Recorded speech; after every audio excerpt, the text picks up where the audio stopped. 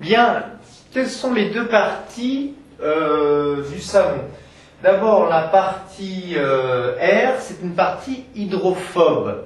Pourquoi hydrophobe? C'est-à-dire qu'il n'aime pas l'eau. Pourquoi? Tout simplement parce que ce groupement carboné est constitué d'enchaînements de carbone et d'hydrogène. Or, vous savez que il y a très peu de différence d'électronégativité. Je prends un exemple tout simple ici.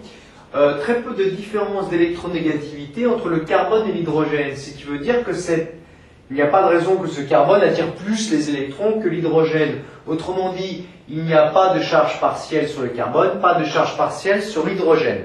Or, l'eau est un solvant polaire, c'est-à-dire qu'il y a une partie riche en charge négative, c'est l'oxygène, une partie plutôt riche en charge positive, c'est l'hydrogène. Pourquoi? Parce que l'oxygène est plus électronégatif, attire plus les électrons que l'hydrogène.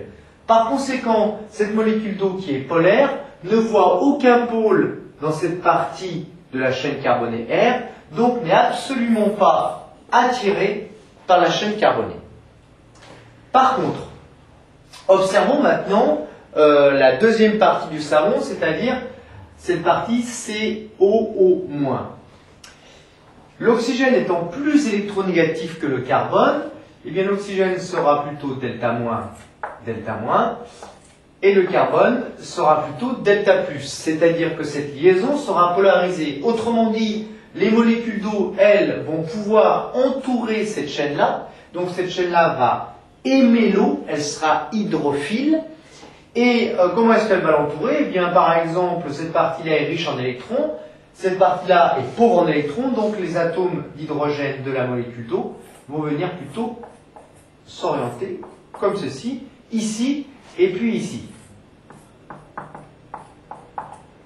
Bien, par contre, le carbone étant delta+, si une molécule d'eau est attirée vers delta+, à ce moment-là, eh bien la molécule d'eau va venir plutôt dans ce sens-là, puisque l'oxygène, lui, est riche en électrons.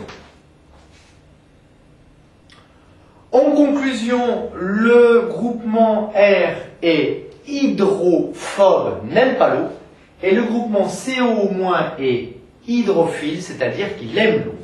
Il va donc s'entourer de molécules d'eau.